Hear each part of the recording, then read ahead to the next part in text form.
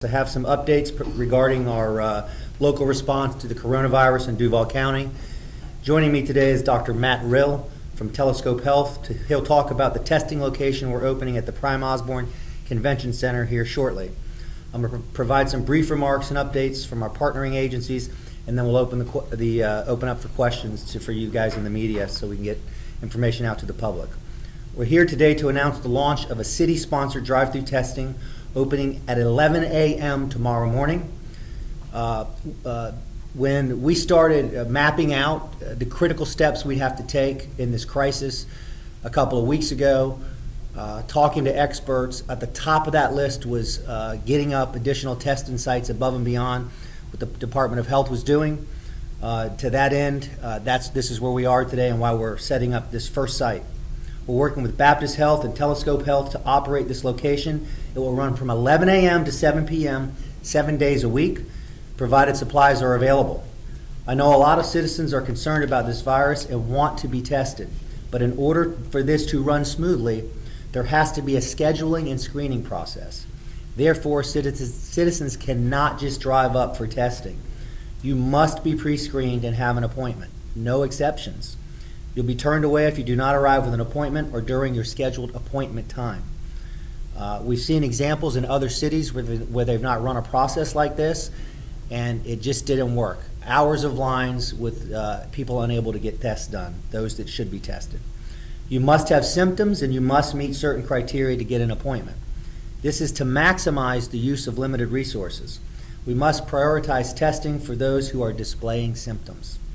There'll be a scheduling and screening process in place through Telescope Health's website and mobile applications, and tests will cost $25 with the use of a promo code, which will be refunded by the City of Jacksonville for Duval County residents.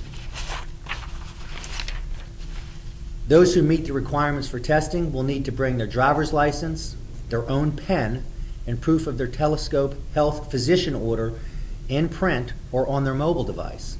Please stay in your vehicle and do not roll down your window. Restroom facilities will not be available at this location. In addition, I think it was last week, I was talking to an aide to the President Trump about what we need, and I mentioned testing as well. To that end, we learned that they're bringing a testing site. The federal coronavirus testing location is opening sometime this weekend at TIA Bank Field. We're still working on the details and we'll have more information for you tomorrow. This location will run from 9 a.m. to 5 p.m. and will perform screening on site to prioritize testing for high need individuals. But again, this testing facility will also be for individuals exhibiting symptoms of COVID-19, fever, dry cough, shortness of breath. With the increase in testing, we fully expect the numbers of positive COVID-19 cases to increase. My administration and I have been in contact with the grocery industry leaders throughout our city. They have committed to me that they will keep their doors open through this crisis. It's also been assured that their food distribution and supply chain remains intact. Every grocery store in our community is currently and will continue to receive daily shipments of goods. As a result of mass purchasing, grocery stores have been forced to place limits on personal care products. In order to prevent these limits from extending to other items, including food, we must remain calm and only purchase what is needed for families and neighbors. I want to thank those businesses and individuals who have followed the rules and restrictions issued by the governor and my office in recent days. We know these measures are incredibly painful and will be awful for the bottom line of business, residents, and families. We made these difficult decisions based on health experts' guidelines to protect and prevent the spread of COVID-19. These decisions will save lives. As I've said multiple times in the past few weeks, these measures are aimed at flattening the curve and preventing the severe spike in cases we've seen around the world. We want to prevent a rush of cases in our hospitals and medical systems that could overburden doctors and nurses and prevent those with other needs from receiving critical care. If you feel you may have symptoms of COVID-19, do not go straight to a doctor's office or emergency room. Please call your physician first. Last night I had a conversation with Senator Scott, and he's put forth a proposal that I support. and I've looked into with our attorneys to see if I have the powers to implement any of this, and I don't. However, the federal government does. He shared with me that he proposes to expand unemployment insurance and impose a moratorium on mortgage payments, rent, and utility bills. I fully support this proposal, and I would encourage people to let their representatives in Washington, D.C. know this is a good idea for our people. When I spoke earlier this week, I urged Jacksonville citizens to come together to be helpers, to reach out and care for our friends and neighbors. Earlier this week, our nonprofit community partners reactivated the Florida's First Coast Relief Fund to assist organizations on the front lines helping those in our area affected by this public health crisis. The fund is actively accepting donations via the United Way, and local nonprofits can apply to receive funding. This is a great way to be a helper for the citizens of Jacksonville. Citizens in need of services can call United Way's 211 hotline for assistance. So again, testing starts tomorrow at the Prime Osborn Center at 11 a.m. Citizens will need to be evaluated via Telescope Health's website and mobile app to get an appointment. We'll take questions from you in just a few moments, but first I want to turn the microphone over to Dr. Rill to talk about COVID-19 testing location we're launching with Baptist Health and Telescope Health. Doctor? Thank you, Mary Curry, for sharing those updates. My name is Matt Rill. I'm the CEO of Telescope Health. We're an emergency physician group here in Jacksonville, covering the Baptist hospitals. Before we take questions, I wanted to briefly walk through kind of step-by-step how we're going to do the pre-screening, testing, and scheduling process. As the mayor mentioned, Telescope Health is working with the city of Jacksonville to begin pre-screening, scheduling, and testing to mitigate the spread of COVID-19. We want to encourage all Duval County residents to consider screening themselves first at home. For the virus, we've made it really simple. For those that want to be screened, you can download the app just in your app store on your phone or via the computer. Once you're there, you'll take a little bit of time to register yourself, put in your medical history, and then you'll be seen by a physician on your phone. There we can answer any questions about COVID or really any other problem. And then once you submit this information, we'll be working with the CDC and local health department to decide whether you're a good candidate for testing. At this time, we will be giving you instructions based on the CDC recommendations for what to do at home and how to work with your family and even your pets. If you are deemed to need the test today, we're going to give you an order and a time slot in 1-hour blocks for our testing site. We'll be working with Baptist Health, LabCorp, and Quest to make sure that you get your test results. Those test results generally take 3 to 5 days. If the test result is positive, one of our providers will be calling you to discuss further steps. To summarize the process we've implemented, really our priority is to treat those that are at the highest risk as well as our first responders due to the limitation of the number of tests available today. As the test kits become more available, we can expand this. And we look forward to working with the city to prevent the spread of the virus. At that time, I'll be happy to take any questions. I guess to start with, what about people that don't have access to the internet, to the app, don't have a car? Can they be tested? At this time, there's going to be, or very soon, there'll be multiple testing sites. For when we designed our testing site, we tried to make sure that we created it so that it would be as organized as possible and by appointment only. And so at this time, you have to go through Telescope Health app to get that appointment. If you don't have access to technology, you can the Lot J testing. You can show up to Lot J testing and be screened. Mayor, there's been a lot of concern, with testing and everything that's going on, this availability. What is the difference, I guess, can you describe if people should wait for Lot J and people that would go over to the convention center, the city-sponsored site? What is the difference? I mean, I'd say if you have a symptom now and you have access to this technology, you should download the app, follow what the doctor just said, and go through the assessment. And if you qualify, you can come for a test. Should you do that today? Yes. Yes. Yeah, we are actively seeing patients and creating a queue of folks that are in these categories of high risk or first responders. Are there any concerns with potentially the crashing of apps, websites because of overload? What would be the plan for that in the event that happens? We've got a great software partner, and they've ramped up their operations to support us, and we have not seen any of that so far. I will say that generally when we see patients, the wait time is about 3 minutes, and obviously with this change and the rush of patients, it is longer than we hope for, but we will get to each patient and we'll make sure that we follow up and make the recommendations. I think it's really important to stress that people not get in their vehicles right now and show up at Prime Osborn, because they won't be seen, and they're going to clog those that are there to be seen based on the app, the assessment. Follow-up question for you, Mayor. You mentioned you have supplies here. Are you satisfied with the number of supplies? What is the plan to get more if we need more? Yeah, we are actively working with our partners at Baptist Health and here and with the federal government to make sure that we have the supply testing kits. But look, the demand is significant around the country and around the world. I would say to people that, as I mentioned in my remarks, in crisis management, you need to plan ahead. I was calling experts weeks ago, and what steps do we need to be taking today before anybody thought this was real? And testing was at the top of that list.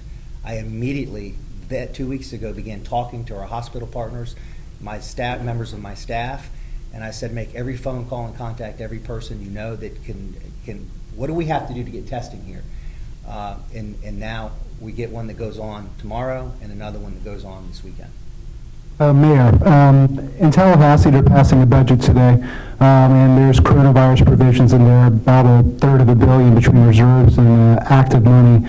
Regarding budgeting for this crisis coming here with the drop in sales tax and all of these things, how are you going to pay for it in terms of current operations? And in next year's budgeting and beyond, obviously there's going to have to be a reshifting priorities given the drop in sales tax revenues, likely a drop in millage. I mean, we're seeing recessionary indicators all across the board. So what are the long-term ramifications of this crisis? AG, it's a new day. Everything changed. That's the reality of where we are. What we were talking about in my upcoming budget 3 weeks ago will be significantly different than what we will present, and our focus will be on the safety of our people and our local economy in the upcoming year. And I'm going to do everything that I can to make sure that people are safe and that we are mitigating the stress points for families. That's why I said, Senator Scott's proposal to put a moratorium on mortgage payments, rent, utility bills. If you can stop those stress points now, and we in fact get out of this, I don't know if it's 30 days, I don't know if it's 60 days, I don't know if it's 90 days. But if we can stop those stress points, families then have an opportunity to come out of this and get their feet back under them. If the financial systems start to collapse as a result of people missing mortgage payments right now, rent payments, et cetera, I believe that it makes it catastrophic. So, JEA, so right now, people that can't pay the utility bills, if they can't pay the utility bills, their service is not getting shut off. is the city tapping the reserves right now? Is that contemplated? We are financially sound and stable right now. We have not tapped reserves. If we get to that point, we certainly will. Look, our credit is sound. We have the ability to sustain this for a period of time. Our CFO is running projections, and we're going to plan ahead in a crisis. We're going to make decisions today and next week and the following week that will prevent a catastrophic financial event from happening to this city in 6 months, a year, or in 2 years. Now in the county, or even just on the beaches, are we expecting to see a curfew anytime soon? There is a possibility that we could get to the point where there's a curfew. We're not there. We're evaluating it and monitoring it. You've heard the governor has responded to the question on beaches. I've heard the federal government talk about beaches. Look, the goal here is to keep your distance, to not touch your face. So if you're on a beach, for example, or if you're in a public place and you're with your family, you just got to stay away from people. You shouldn't be clustering with people that you don't know who they're interacting or where they're interacting. So it's just really about being smart at this point in time. Back to testing. When this does occur, how would people be notified if they are positive? And then what would happen at that point? Doctor? So one of our, if a test comes back positive, we'll be calling them directly, one of our providers. So that would be either one of our physicians or advanced practice clinicians. If it's negative, we have a team behind that as well, also calling the patient. And we're working collaboratively with Baptist Health and LabCorp and Quest to stand that up. And you had mentioned it's going to take about a week for results to come in? What we're hearing from the lab companies is currently the technology is 3 to 5 days. I'm hearing longer at other parts of the country, to be honest. So we're hopeful that that's the time frame. There is new technology that's being approved rapidly that may change that within a week or two. Mayor, personal protective, or doctor, if you want to answer too, personal protective equipment for first responders, healthcare professionals, is there a concern with that right now, or are we good with the supply as we speak? Our public safety workers, we were on top of that again weeks ago, and we have that equipment. Certainly as this thing, again, we don't know the timeline on this. But here's what we do know. If we flatten the curve, we shrink the timeline. The longer the timeline goes, if the timeline goes long around the country, that will stress supplies. This is why it's really important that people heed our instructions and flatten the curve, and we won't get into a supply issue. So just people need to listen to us. Look, these are unprecedented times. Our grandparents saw some really significant times. We saw a recession, we saw 9/11, but this is real. And I don't say that to scare anybody. Fear is of no value right now. You need the facts, the public needs the facts, and we need to react accordingly in the reality of the situation we're in. And that is, let's social distance, let's flatten the curve, and let's come out of this thing together. And we'll all take care of each other. If people are going in for testing, should they self-isolate until they get the results? Yes. Yes. And that's really been our message to folks as they've exited the ER or the telescope health space is we want them to assume that they could have it and self-isolate at home. That protects them, and it protects their neighbors. And then you always say you're not going to do this unless you have symptoms or when you set up with the online doctor. But everybody says, hey, well, I have a cough, so is that a symptom? What are the real things they want to know, and does the travel play a part in this? Like if you didn't travel out of the country or area, can you go get tested still? If you look at the recommendations over the past week, it's really, those have been adjusted day to day. Current CDC recommendations still include some of the travel as part of the risk factors. However, obviously we have them in our own community, so we're taking that in consideration. That's why when we look at those over 65 or people that have pre-existing conditions and they have the right symptoms, we arrange for testing. Can you talk about that, the symptoms? So, I mean, what people, can you say, like, I'm sitting at home, I think I should call. When should you call? I think this disease is a spectrum of illness, and you have many folks who have everything from just a cold-like illness that really don't need to be tested to those who have severe respiratory illness that do. I would say if you have a cough, just isolate right now. And maybe it's an allergy. If it's an allergy and you isolate, you're protecting people. We got to be cautious right now. We got to be smart. Mr. Mayor, in terms of the regulations on businesses, can you discuss any more drastic measures that we might see over the next week or so? If we don't flatten the curve, which we're taking actions to flatten the curve right now, we could have a curfew, we could have a full shutdown. I don't want that to happen, but this is about our behaviors right now and our behaviors in flattening the curve. I will say this, the anecdotal evidence that I've seen is, at least in restaurants and other social places, buildings, people seem to be listening to us and taking this seriously. Thank you, everyone. Thank you. Thank you, Doc. Thank you.